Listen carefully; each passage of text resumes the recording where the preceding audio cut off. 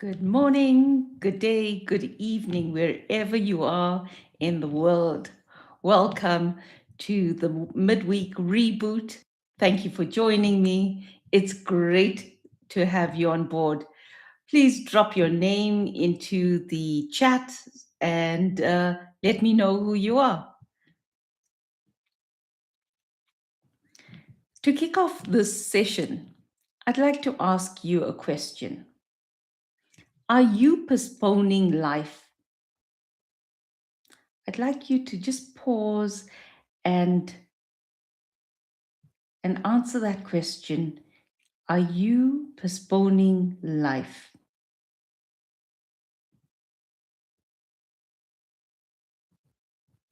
I'm going to share my screen.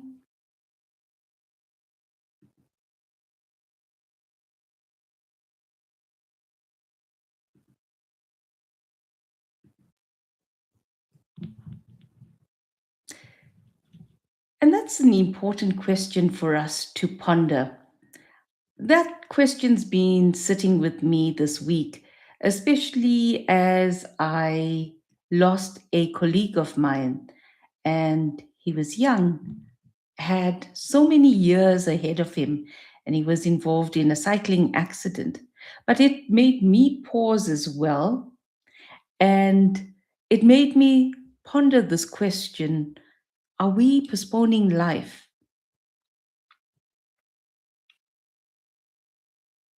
And I've got a response of here: definitely postponing things. And yes, that happens. We postpone things, life gets the better of us. We place so much emphasis on work. We spend so much time um, doing our jobs. Are we really living? And that's something that I've been pondering on since hearing about my colleague's death on a Sunday, on the last Sunday that passed. For me, productivity isn't about doing more, it's about creating space. It's about making space for your health, for your family, for rest, and for living.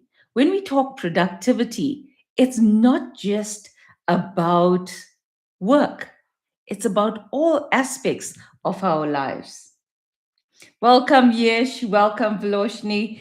It's lovely to have you on board. Anybody else, if you want to drop your name into the chat, please do.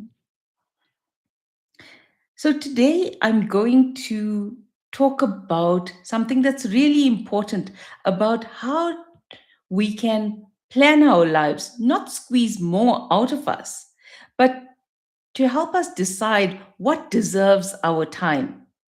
And I think you can see my screen now. Please also interact, ask questions in the chat, and I'll get to that as well.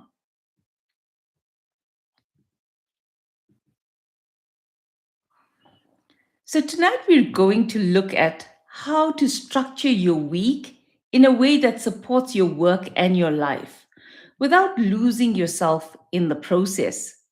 So, how do we structure our weeks so work doesn't consume our lives again?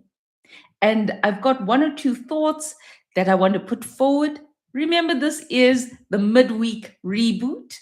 It's for you to pause, it's for you to think about what's one small adjustment you can make. And it's not about pressure.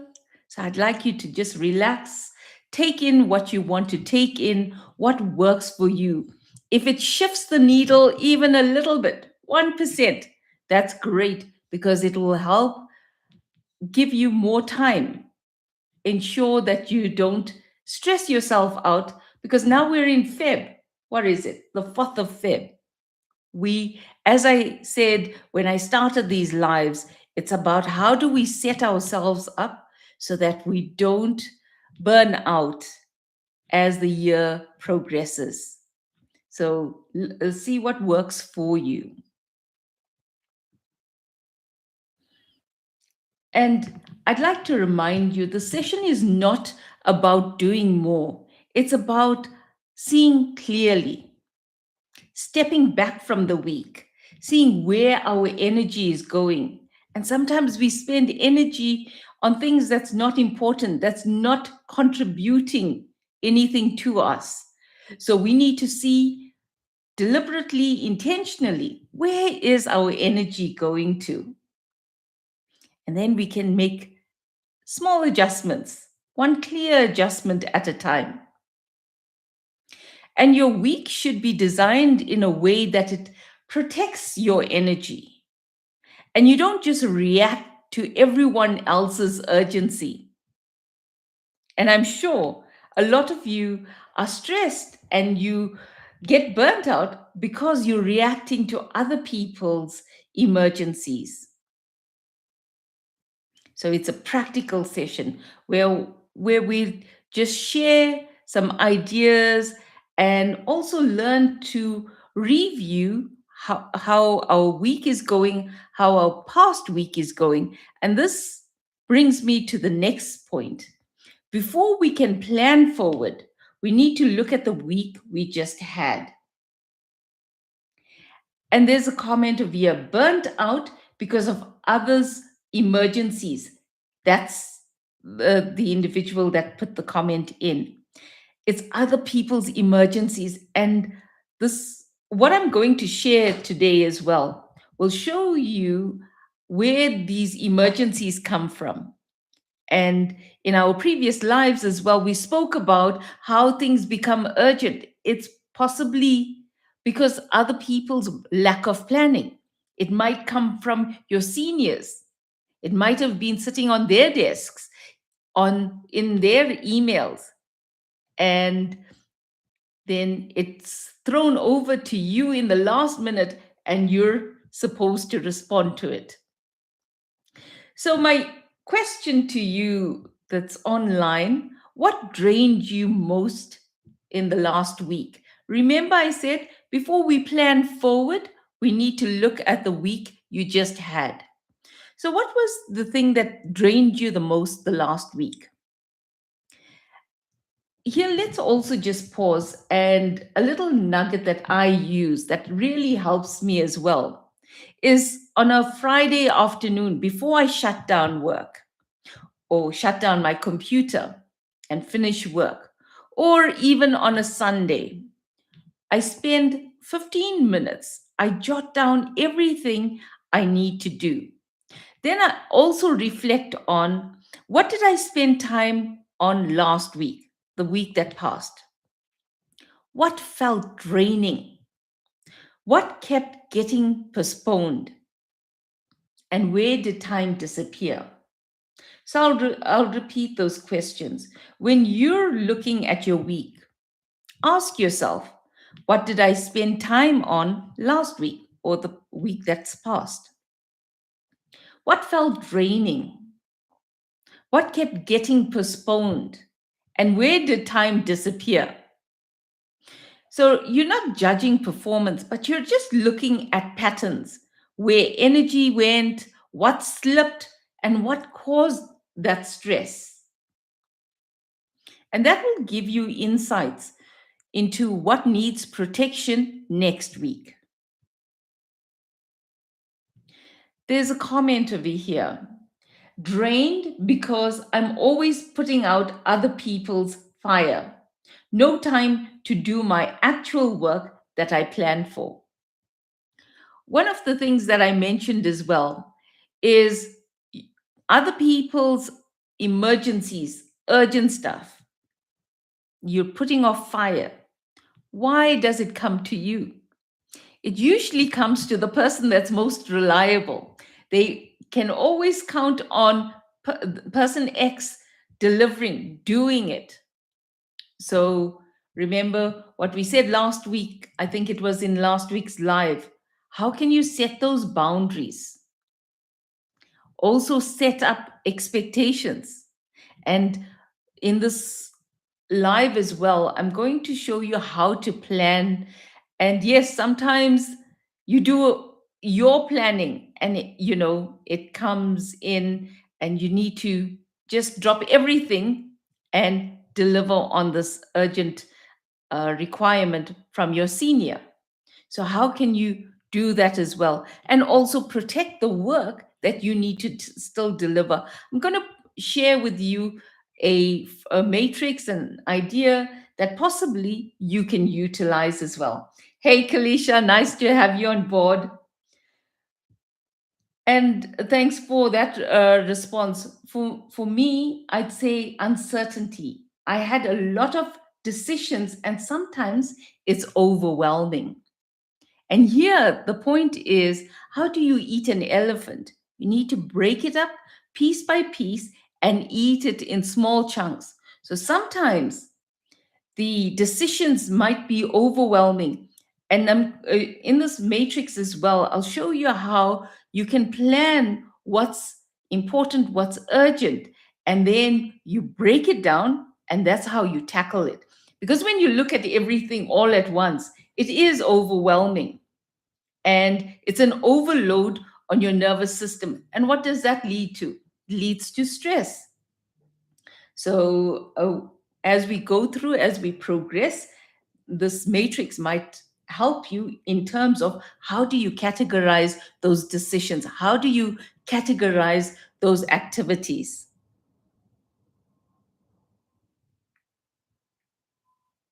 You may be wondering, why does my week feel so full but not productive? And here, most weeks feel full because we confuse activity with intention. You're busy, you're doing things, but you're not putting your energy to the right things. And you need to, as I said, you need to protect your energy. Use your energy on the right things.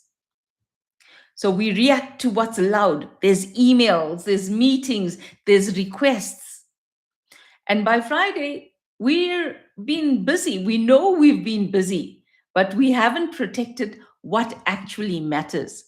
So, what I'm also putting forward is let's look at the things that really will move the needle. What will really count? And it's about planning. So if there's one thing, and it sounds like counterproductive for you to take time out to plan, but if you take that 30 minutes, 15 minutes on a Friday before you shut down work, or on a Sunday, plan ahead. So then on a Monday, you're not overwhelmed. Where do I start? I already have my plan in place. And then on Monday, I just execute.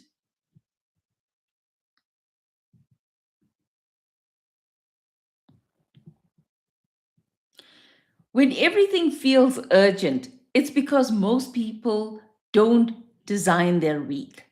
They react to what's coming, what's loud, not what matters. And that's where fatigue comes in. When you're constantly just responding, when you're not planning what you want to do, when everything is urgent, as somebody says, that other people's fire becomes their issue to deal with, then it's on their lap to deal with that.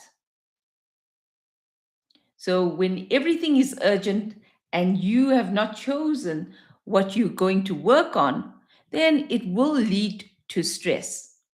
So here's the matrix that I want to put forward that will help you plan your work, plan the decisions that you're taking. What are you going to work on?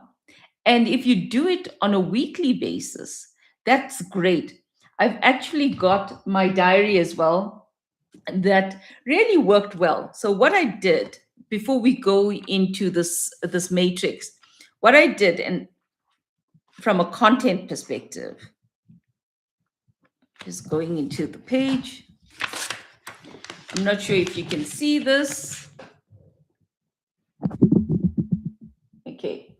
So this diary is quite great. It has, on a monthly basis, it has each day. And what I did was I planned out what am I doing on each day from a content perspective, from a YouTube perspective.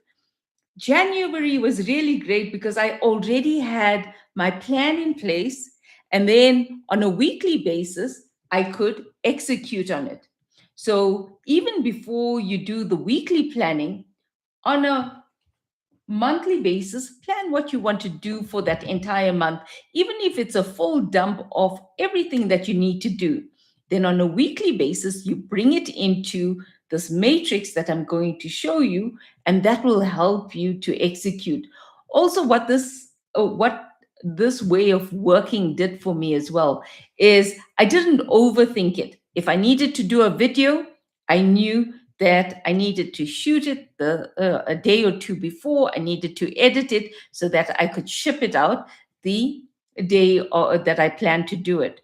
So overall, it helped me with planning and getting things done.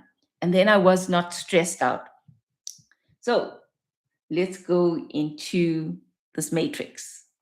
So this is the Eisenhower matrix, and you might be familiar with it. And there's so many productivity tools, but sometimes it's about keeping it simple. So I thought let's share the Eisenhower matrix because this year provides a lens, a weekly thinking lens. What should you be concentrating on? And I've got some examples as well that we can go through. How you read this Eisenhower matrix, there's urgent and important. So this is that first quadrant. These are the things you do it now. So that is quadrant one, urgent and important. What we usually find over here, and these are some of the examples for a 9 to 5 professional, a report due today or tomorrow, a client escalation, a system issue affecting work delivery, a deadline that will have consequences if missed, a meeting you must attend because a decision is being made. Now, here, this quadrant, this is where burnout usually sits. Because remember the person that said they're putting off other people's fire? That's where all the urgent stuff comes in. And this is the quadrant where it sits. You do it now. So even if you planned, these are the things that's coming onto your table, onto your plate. Then those are the things that you need to attend to. So also you need to be mindful that these activities or these tasks will come your way. So you need to be mindful of how you're going to address it. And yes, there's sometimes you can't say no to a senior who's providing you with a certain request, but you can reprioritize, deprioritize some activities, and then reprioritize what they just gave you. So we spoke about those boundaries as well, how to manage those boundaries. So be mindful of that. The second quadrant is the not urgent, but it's important.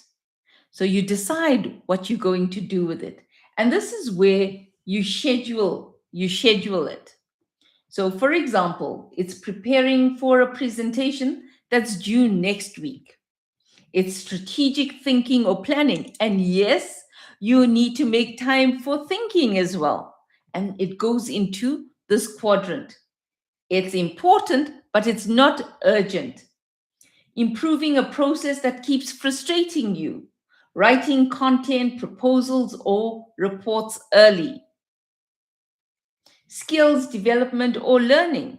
You need to plan for it. You need to schedule it in order to get it done. One-on-one check-ins that build relationships.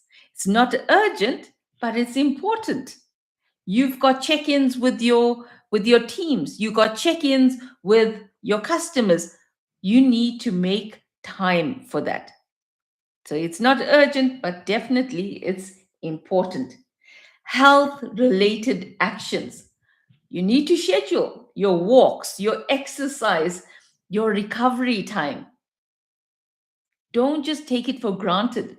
One of my colleagues, actually, one of my managers, my ex managers, what he used to do is he'd block out time. He was a partner at one of the leading consulting firms. And at his level, he's pulled into customer meetings, work meetings, etc. And he said to me, one of the good things that I give to myself is time. Between a certain time, I block it out in my calendar so I can exercise. That's my time. Just like a meeting, he books it in his calendar and he gets it done. So that's even health related actions. Don't say you're too busy. Everybody's too busy. We don't have time. But if you schedule it, the then most often you will get it done. And yes, I said thinking time. This also you to needs to be scheduled so that you can do it. Okay, so the not urgent but important. Now, this year is in order for us not to be stressed down the line.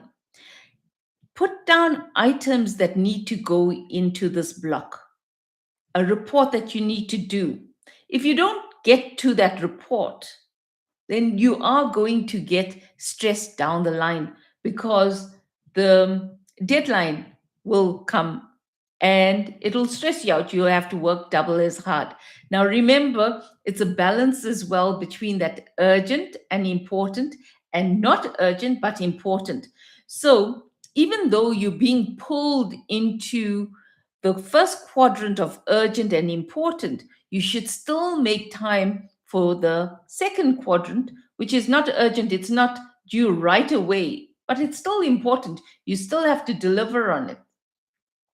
And what I've been doing as well is in my day, I will still make time for the not urgent and important tasks. I spoke about time blocking 45 minutes, and that's how I get things done. Even if I'm working on the first quadrant stuff, there's in my day, I'll also allocate time to quadrant two so that it doesn't stress me out down the line. And if you have any questions, please, a reminder, drop it into the chat. I'll get to it.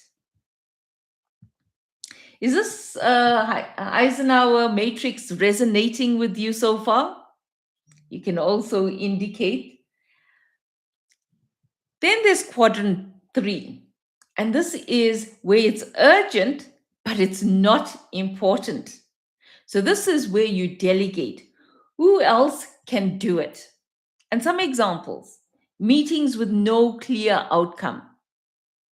Here, it would be very good to ask for what is the aim of the meeting? What's the objective of the meeting? What's my role in the meeting? And if that meeting doesn't require you, then you don't need to go for the meeting. Also, I mentioned I suffer from FOMO. I realized that in one of my projects, fear of missing out. I needed to know everything that was happening. And I had about 4 or 5 team members at the time. And there was only one of me. What I learned very quickly is that I can't be everywhere all at once.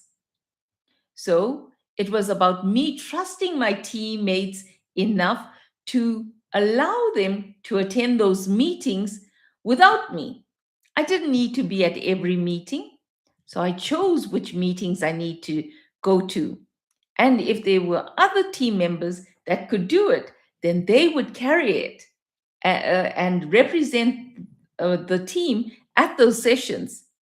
And then we can align at team meetings where they can provide feedback.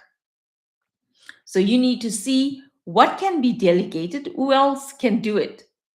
Also, other examples: emails marked urgent that don't require your immediate input. Also, here, if you are copied in on an email and it's sent to somebody else as the main people, You don't need to respond to that. It's about they're sending it to you maybe for your information. But then we spend time on that and we want to respond to it. So determine which emails you want to respond to. What I found as well, and I'm not sure if it's with all phones, but I've found that it summarizes messages that comes in, and I can decide which messages, be it an SMS, a WhatsApp message, an email message, when it comes onto my phone, I will get a summary of it. So it means I don't need to read all of my messages.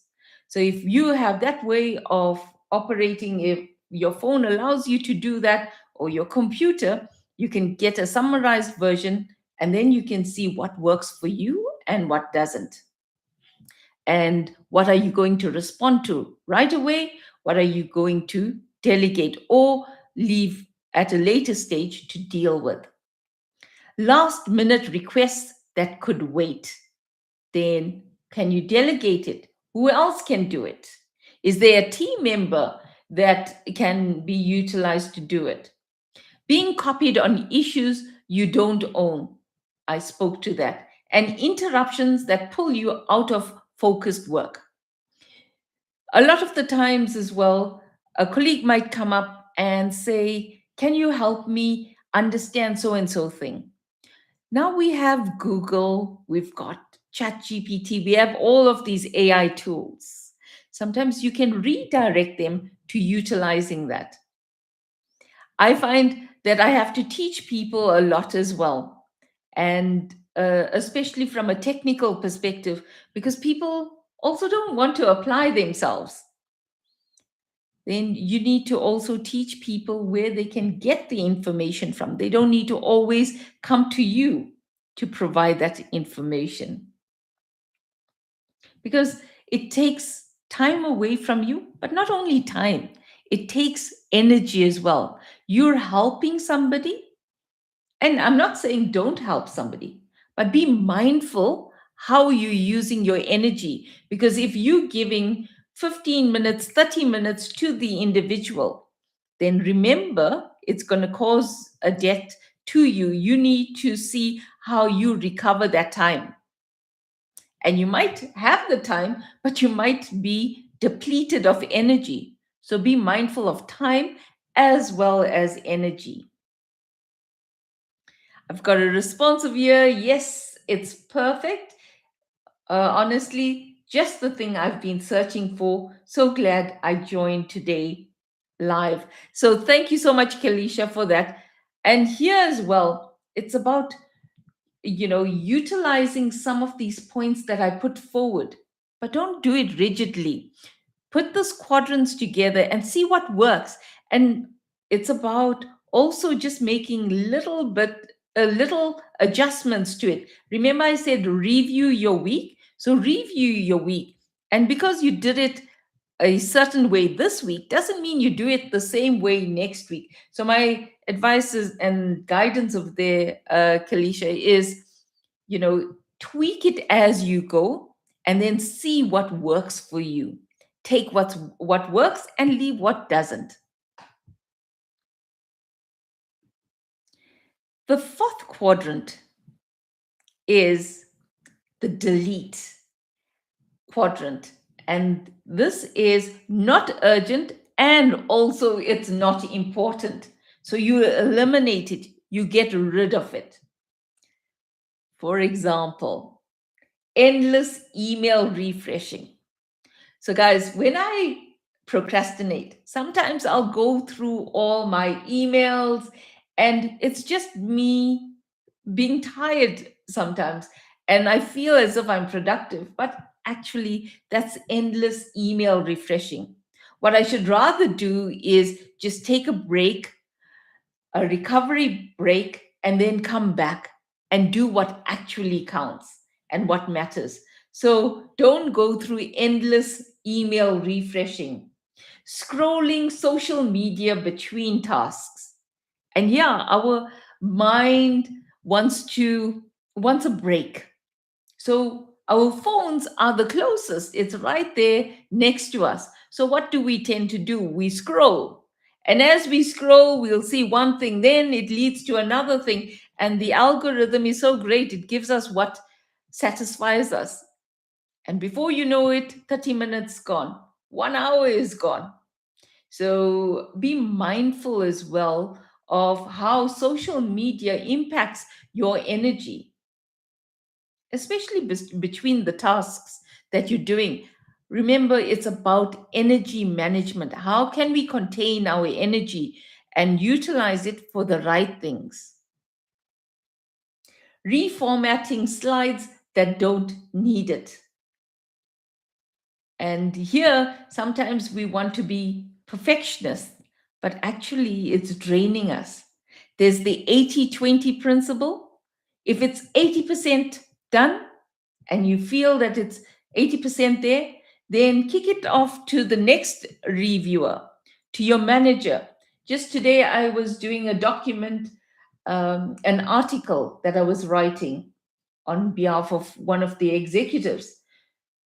After I completed it, I sent it off to the reviewer, as opposed to me looking at every comma, every the construction of sentences. It was perfect in that 80%, in the 80% form. So I could pass it over to the reviewer to look at it, and then we could refine it thereafter. So don't get stuck in the details. Do a good job, ensure it's 80% completed, and then send it over to the next person. Busy work that feels productive, but it isn't. So we get busy with things. And here again, to the point that was being made in the chat, there's lots of things, there's lots of decisions, and sometimes it's overwhelming. So identify, is it busy work? And identify, is it going to shift the needle? Is it going to move the needle? If it's not, then if it's not contributing to the bigger picture, to your goal, then you eliminate it. And then avoiding the important task by doing small things. And it goes back to what I said. Sometimes I do things just to avoid doing the important task. And also ask yourself, why am I procrastinating on it? And a tip is the important work that you need to get done. See what's the smallest activity you need to do with that. And then you start. Once you start, you build momentum. For example, if you want to write a report, what I generally do is I do the skeleton of it, the headings, what just trying to think how would this report take shape. Then I start putting in the details. So find what you need to do, break it down, and see what's the smallest activity you need to do to get it done. And then that's how we bluff ourselves. We trick our mind into doing something that we keep putting off. Okay. And this is the entire Eisenhower matrix. Quadrant one, urgent and important. You do it now. Then there's quadrant two, which is the not urgent, but it's still important. You schedule it and you decide how are you going to do those tasks. Then there's not important, but it's urgent still. You delegate it. See who else can do it for you. And who else is. And this year's not being lazy. It's about putting responsibilities where it's required. And then quadrant four is deleting and eliminating what doesn't serve you because it's not urgent and it's not important. My question to you, and you can drop it down in the chat, which quadrant do you spend most of your time in? Is it quadrant one, where it's urgent and important? Quadrant two, not urgent, it's important though? Quadrant three, where it's urgent and not important, or quadrant four, which is not urgent, not important. It will be interesting to see where you spend most of your time in.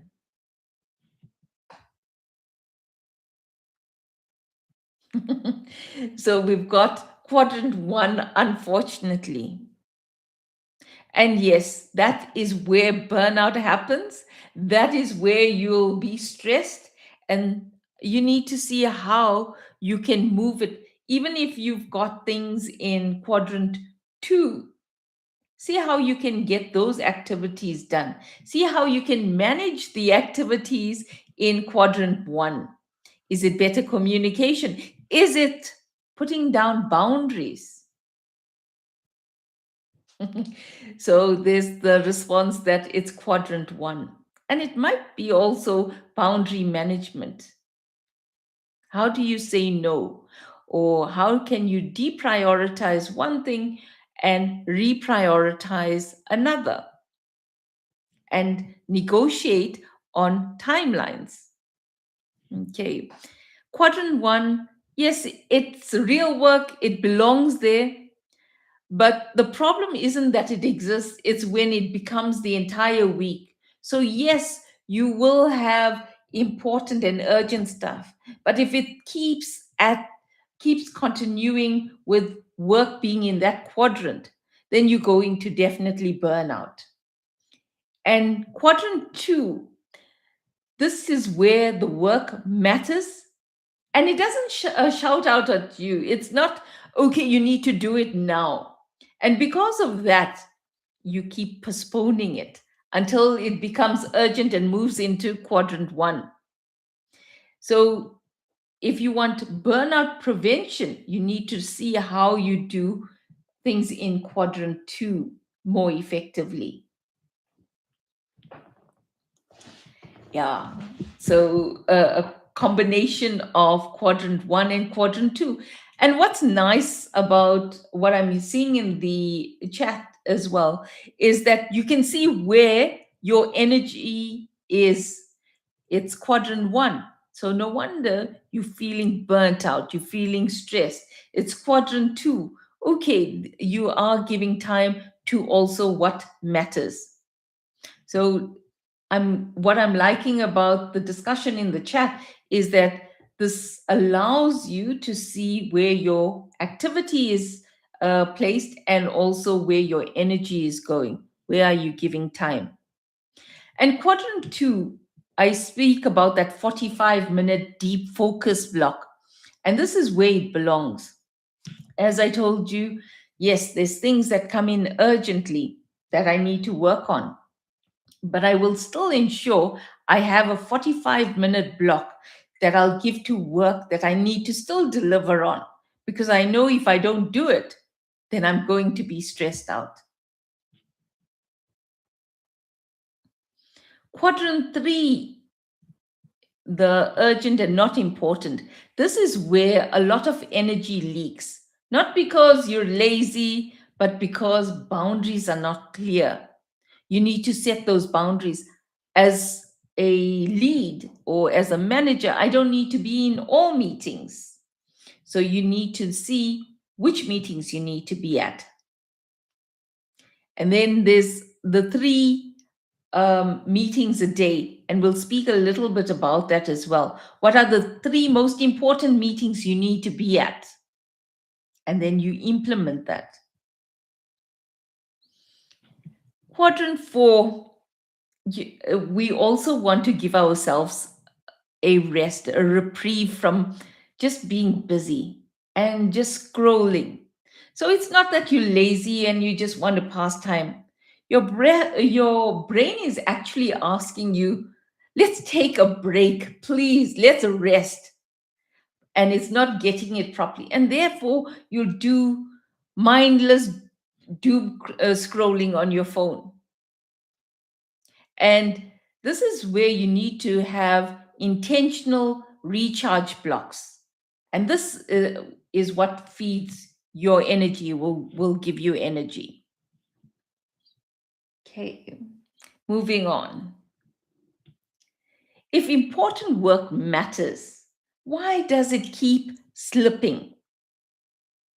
So, important work doesn't slip because we don't care about. It's because important work doesn't scream, as you said in the chats as well. A lot of the time, other people are providing you with those urgent work. So the important work slips. Yes, it matters, but you have to attend to the urgent work. And because it doesn't scream out at you, then it's left for later until it becomes urgent work and stresses you out because you need to do it last minute. So the urgent work has deadlines. It has pressure on it. Your boss wants you to provide a updated document by today and the afternoon, and he's given you in the morning this request. So there's a deadline. It's he's on your back for you to deliver. So it's important that you get that done. And because of that request, then the stuff that you planned for, that falls by the wayside. And that is a real problem that you're dealing with. So that's how important work gets, you forget, you don't get to the important work. Again, over here, I said the 45-minute block, and then also just reprioritizing your deadlines. In one of the previous lives, I spoke about the 331 rule. And just to refresh you on what the 331 rule is: three priorities. What are your three priorities that's going to shift the needle? Think of it when you're doing your weekly planning for the week ahead. What's those three priorities? So, Kelisha, you made the comment about too many decisions and therefore it feels overwhelming. So the question would be is what's those three things that you need to do next week that will shift the needle? It's not just being busy for the sake of doing something and just being busy. It's about what are those three things that will move you closer to your goal. Those are the three things that you need to put down in your planning. And that's where it goes into quadrant 2. It's important, but it's not urgent, but you need to get it done. Then the second 3 is 3 meetings per day, which will protect your focus. What are those 3 meetings? If you're in a job that has many meetings, what are those 3 meetings that you must go to, as opposed to attending all the meetings? Like in the project that I once was in, I used to attend all the meetings from 7 a.m. to 7 p.m. And then I needed to do work after that. So I was doing work during my downtime. And no wonder I was stressed. No wonder I got a thyroid problem as a result of that, because I wasn't protecting my time. If I was at meetings the whole day, and especially in meetings I didn't need to be, then I needed to do the actual work as well, develop deliverables, etc. And that I was doing it during my downtime. So here, look at what are those meetings that you need to definitely be at, and those meetings that you don't need to. If you also need to ask people, the whoever arranged the meeting, ask them what's the aim, what's the objective, what's your role. Drop them that email. Then that will help you plan better as to what meetings you need to attend. And then there's the one recharge block. And the recharge block is not taking the entire afternoon off. What is one thing that prevents your energy collapse? So, as I said, when I'm working from home, my recharge block is just getting away from my computer, going and seeing my dog, giving a cuddle, and that just picks up my energy. In the evening, my recharge block is going for a walk, walking my dog. What is your recharge block? What will recharge you, will reset your energy? And sometimes it's just pausing. Pausing, don't touch anything digital, don't watch a movie, don't, just pause. And hopefully you're not watching movies whilst you're at work. So just go for a walk, a power walk, whatever feeds you with good energy. And I'd like to put the two things together, the Eisenhower matrix as well as the 331 rule. And how we move from clarity to commitment is that the Eisenhower matrix will show you what matters. Think about it. Where are you putting your energy? What tasks are you doing? How can you do it differently? Okay. And it shows you what matters. And as I said, if you plan, just taking a little bit of time for planning helps you to see what really matters, where your energy is going. And then the 331 rule shows what you need to commit to.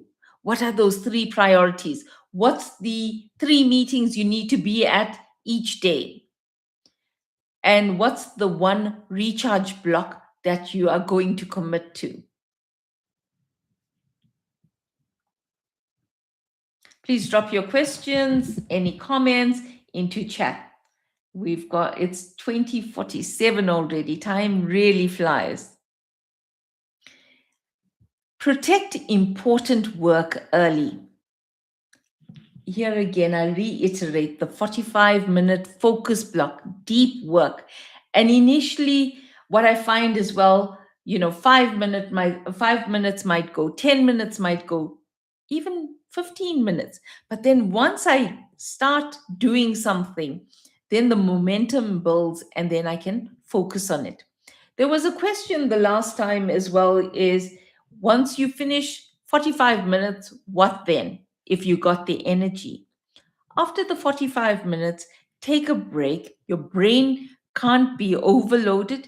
Take a 10-15 minute break or even a 5 minute break, and then start another 45-minute focus block. And that's how you get through it. When you have the energy, you can utilize the energy to get your important work done. And how do you protect important work early is by doing the planning. As I said, I did January planning. Now I've done February planning as well. So plan for the month and then you break it down into weekly planning. And important work doesn't scream out at you, but you need to plan it, schedule it in order to get it done. My question to you, and you can drop it into the chat, is what could you protect with one 45-minute block next week? If you feel comfortable, you can put it into the chat or just think to yourself, what could be one thing? What could you protect with one 45-minute block next week?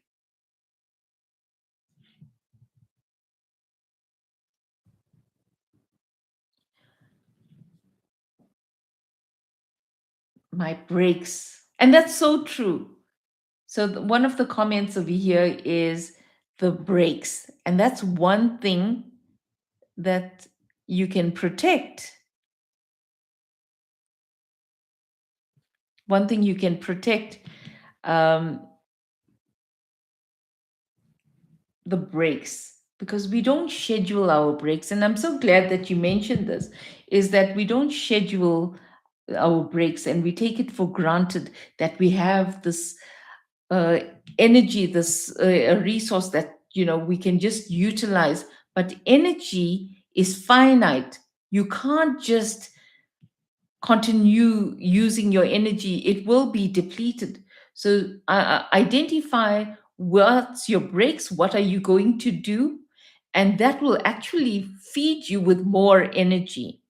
And remember, in one of my videos as well, I mentioned that when you feel tired, when you feel burnt out, it sounds counterintuitive, but that's when you should actually move. So when you're in your break and you feel tired, go for a walk, do something, do some squats.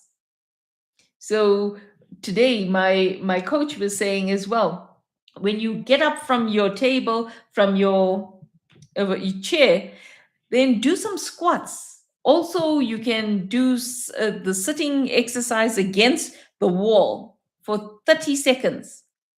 And that will just help your body. It'll feed you with oxygen to the brain, and it will give you energy as well. So, see what will feed you with energy. Don't just go doom scrolling, because that actually takes away from your energy.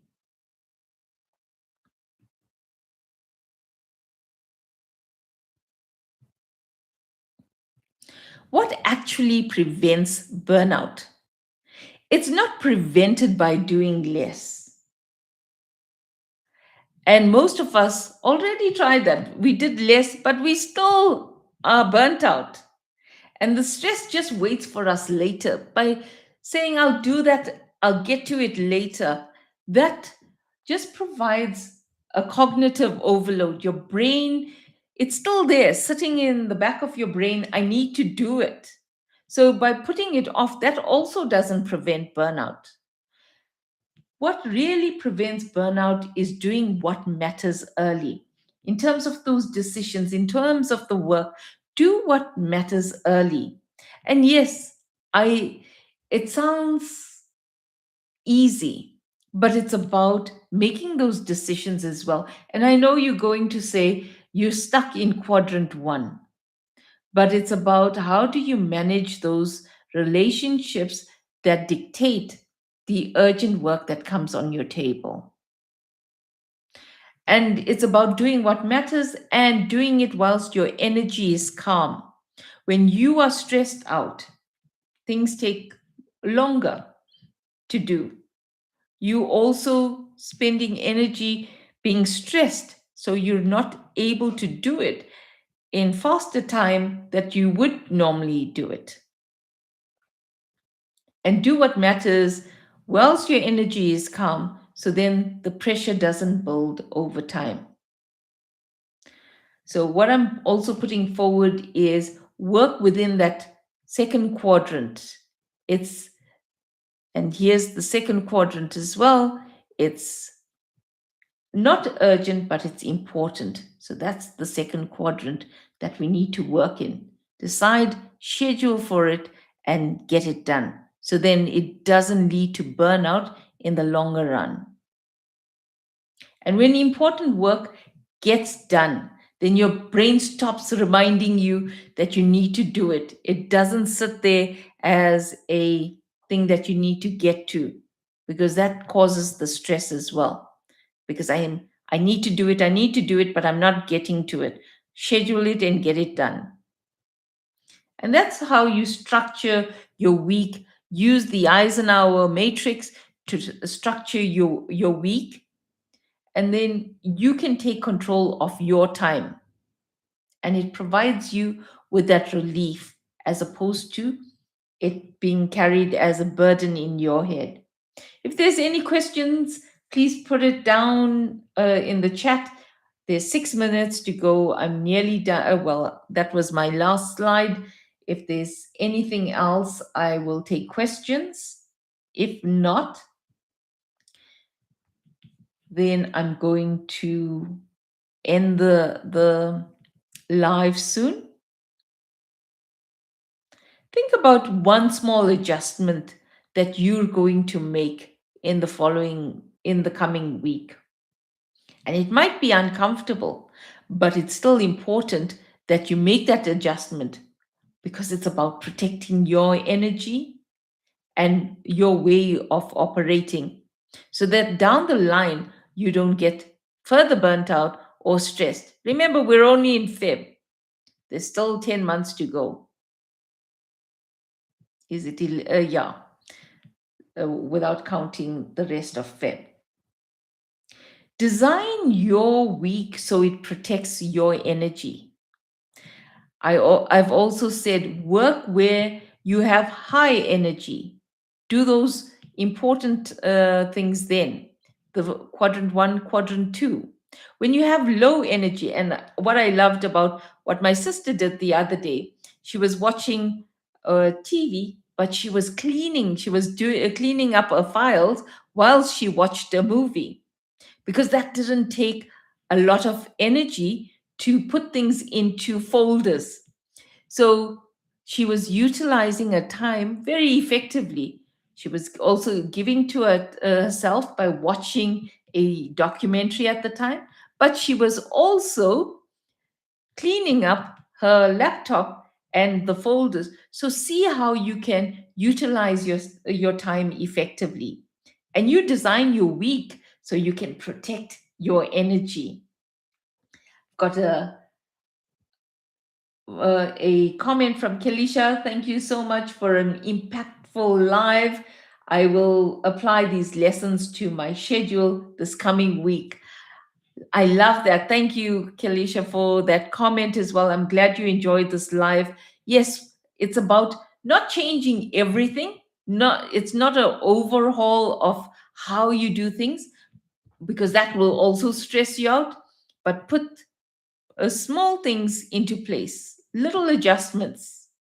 And when you protect your energy, you show up more clearer, with more energy, you're calmer, and also you become more effective at work, at home. You can give time to what really matters. And that's not being selfish. That's creating a sustainable way of living by planning your week. So thank you for joining me. I really appreciate the participation, your attendance.